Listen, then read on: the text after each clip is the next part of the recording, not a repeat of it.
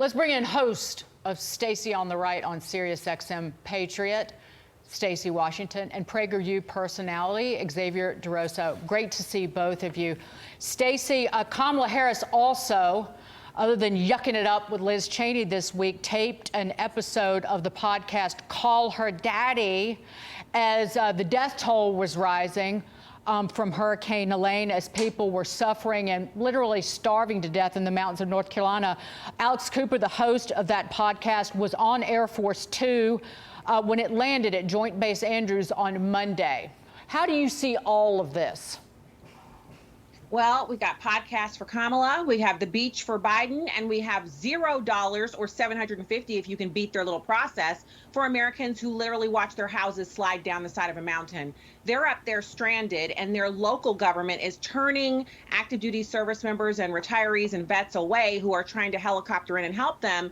And Kamala is saying, you know, we're low on funds. I gave the money that should be for your emergency services. I gave your taxpayer dollars to illegal aliens. But don't worry about it. $1 billion a day for illegals and $750 for you if you don't have insurance and if you can get through our junket to get your application approved. It's a shame. And I hope Americans are paying attention because this is happening right before the election. Early voting has started in 20 states. It's time to get your buns in gear and vote for the man who would actually come there. He already has. And actually bring you supplies and actually take care of you, who will stop your taxpayer dollars from going to Ukraine. We are all as broke as a joke as it pertains to our government being able to take care of us. But when it's time for foreigners to get cash, they can queue up at the southern border and get $5,000 on the spot. That's wrong, Dagan, and it's enraging. Yep. And I hate to be this person on a Friday, but this is who I am. I'm an American taxpayer, and I'm getting fleeced.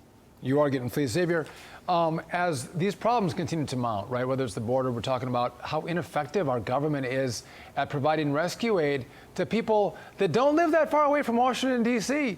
But I think to stymie that, Barack Obama is going to hit the campaign trail with Kamala Harris. They're going to start in Pennsylvania next week. And again, they have a long relationship. Barack Obama's popular.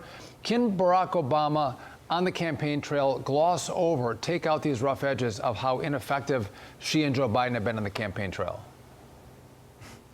Well, first of all, I think Kamala Harris should be embarrassed. The fact that they continue to have to drag Barack Obama out of retirement to come out to the public and try to convince us that Kamala Harris is this charismatic black woman.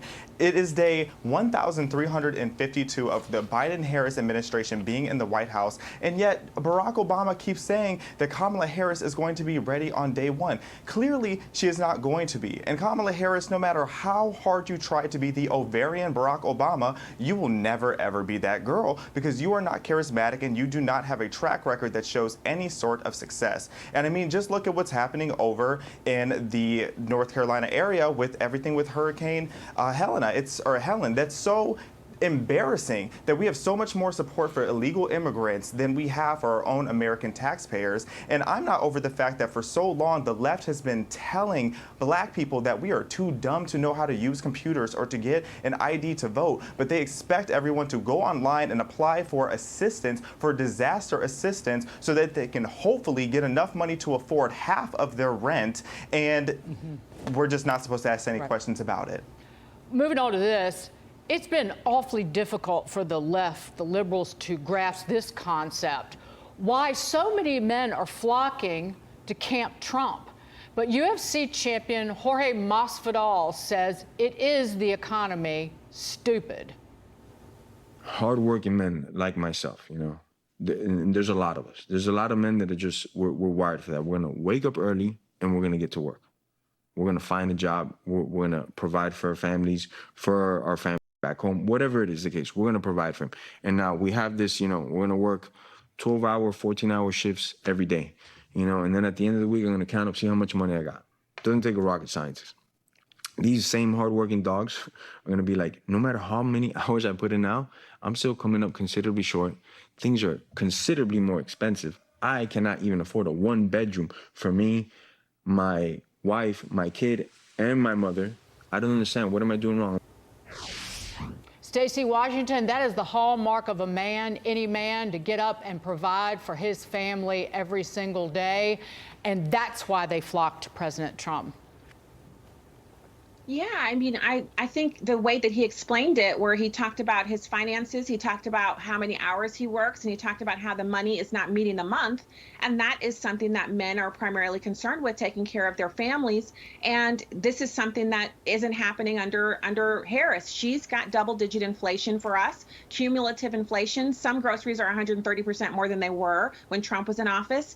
And Americans have noticed that. And I think it's especially important that we talk about the men, because we don't usually see men for Trump, right? We see women for Trump, we see other coalitions, but we don't usually see men having their needs addressed directly. President Trump is speaking to the American. Regardless of your gender or your age or your socioeconomics, he's saying, I have done this before, I can do it again. Vote for me, put me back for common sense leadership. And Harris is talking about joy. She sounds like a communist. And worse than all of that, she's supposed to be emblematic of feminism. But I don't know any successful women that I respect and admire who are like her.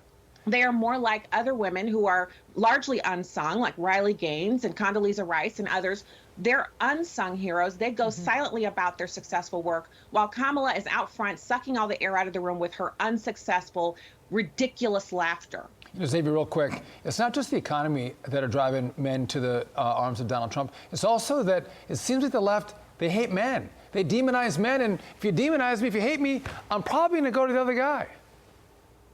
Oh, absolutely. We're constantly being told that we're supposed to care more about these social issues that are completely irrelevant and being condemned simply for being men. Well, you know what a lot of men like to do? We like to provide and be able to protect, and that's becoming increasingly difficult. And it truly is this simple. Men are supporting President Trump because we cannot financially afford to support Kamala Harris. We have seen what it's done to our society and to our economy, and as a member of Gen Z, it seems like having the successes that prior generations had, it's becoming less and less attainable for us. Yep. See, you Gen Z, I'm Gen X. We're both mad as hell.